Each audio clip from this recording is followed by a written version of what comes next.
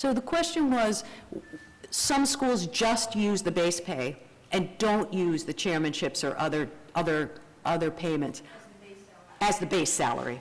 And I think it's going to depend based on the institution, but if there is a letter that says that this individual is earning this amount and it's guaranteed and it's part of their 100%, whether it's 100% of 9 months or 12 months, I think it's based IBS, and I think that's the rate you have to use. Because otherwise, if you're paying a faculty member, let's do easy numbers, $100,000 for their base pay and $20,000 for a chairmanship pay, their pay is $120,000.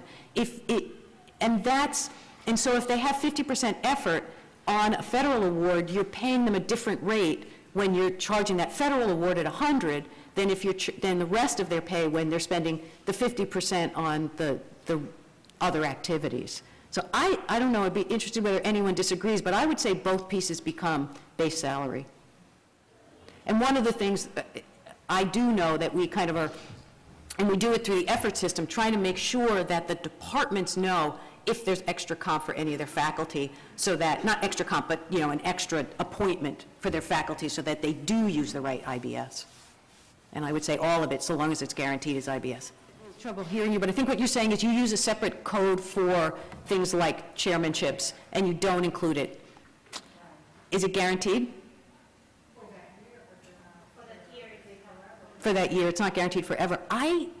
My understanding of the regulations are that that is part of base salary, that if it's guaranteed, even if it's just for that year, that should be included in IBS. And Northwestern, how we see it, if it's regularly paid and it's guaranteed salary, then we will include that appointment into the institutional base salary too.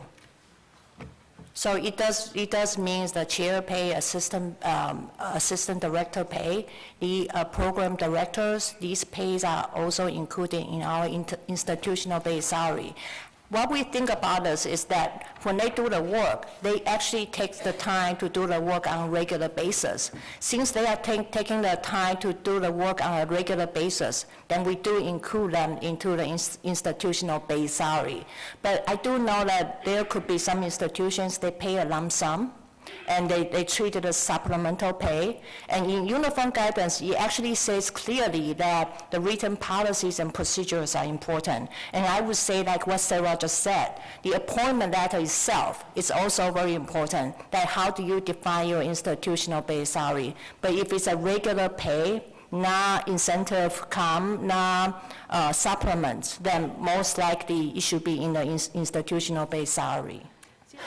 If you're saying and most of us use salary commensurate with effort and using effort reporting system that grabs all the salary and then apportions the time based on that. If you don't include a chairmanship, you're not including 100% of what that individual, what that faculty member is hired for during the course of the year. So if you have someone who's got base pay and then a chairmanship, I mean, you could count the chairmanship as the extra 3 months, but then you're not. I think my gut is it's either or. If they're doing it during the academic year, it's part of that 9-month pay. Totally agree, and it could be an institution defines it differently. I think if someone was looking, if the OIG was looking at it, and we know the OIGs like to look at effort, there could be an issue where you're not accounting for 100% of what they're doing if you're not including a chairmanship or a department head. And another key point here is that when the base salary is defined through the appointment or institutional's policy, that number should be consistent throughout, because when you put a number into the proposal and it's being the effort is being certified, you should be able to verify the numbers. Whatever number that's in the proposal, the base salary, should be the same as in effort reporting.